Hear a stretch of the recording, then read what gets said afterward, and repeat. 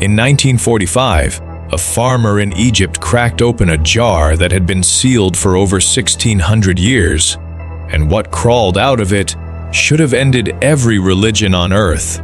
But someone made sure you never heard what was really inside. If they buried this once, they will bury it again. Subscribe so this reaches you before it disappears. In the winter of 1945, near the cliffs of Jabal al-Tarif in Upper Egypt, a man named Muhammad Ali al-Salman was digging for fertilizer when his mattock struck something hard beneath the desert sand. He pulled from the earth a sealed red clay jar, nearly a meter tall. For a moment he hesitated. Local legend warned that such jars sometimes imprisoned dangerous spirits. But hunger for gold won over fear, and he smashed it open. No gold fell out. No spirit escaped into the desert air. What spilled across the sand was something far more dangerous than either.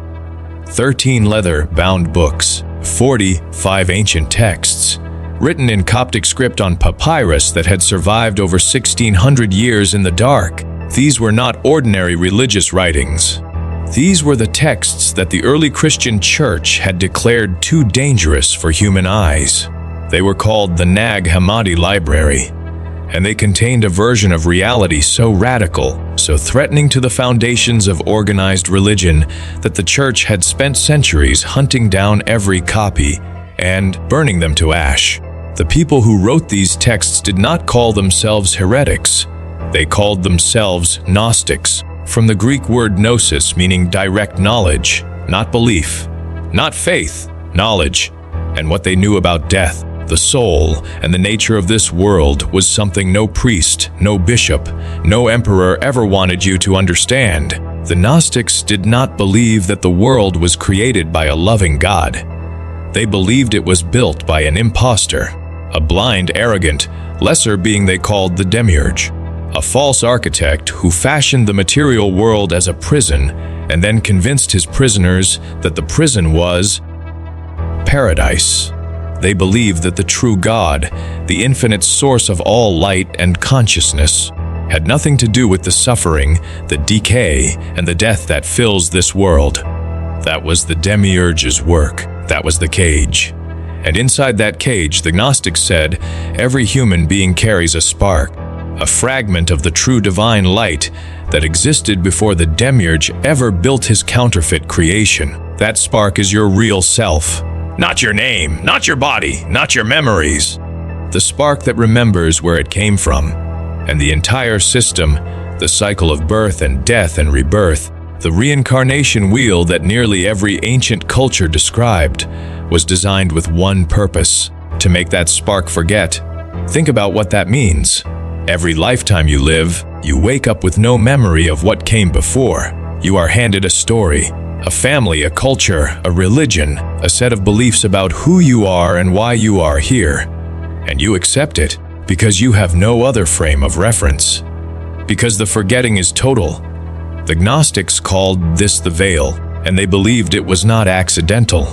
It was engineered by the Demiurge and his enforcers, the Archons, cosmic administrators who govern the cycles of matter and time and make sure that no soul slips free before it has been fully drained of its light. The texts found at Nag Hammadi describe this system in terrifying detail. The Apocryphon of John, one of the most important texts in the entire library, lays out the architecture of the prison. It describes how the Demiurge, called Yaldabaoth in the original Coptic, created 7 planetary rulers and 12 cosmic administrators, each one governing a layer of the material world, each one acting as a gatekeeper between the imprisoned soul and the true light beyond. When you die, the Gnostics warned, you do not simply go free. You enter the realm of these gatekeepers, and if you do not know who you are, if you do not carry the inner knowledge that pierces the illusion, they send you back into another body, into another lifetime of forgetting. This is what the church burned. This is what they called heresy. Not because it was false, but because if it was true, then every institution built on the promise of salvation through obedience, through ritual, through the intercession of priests and bishops and popes, every single one of those institutions was part of the prison. The Gnostics were not offering you a path to heaven. They were telling you that heaven, as you had been taught to imagine it, was another layer of the trap, that the comforting light at the end of the tunnel, the warm voices calling you home, the judgment and the life review and the decision to return and learn more lessons, all of it was the architecture of a recycling system, not liberation, recapture. And here is where it connects to everything you thought you understood about the modern world.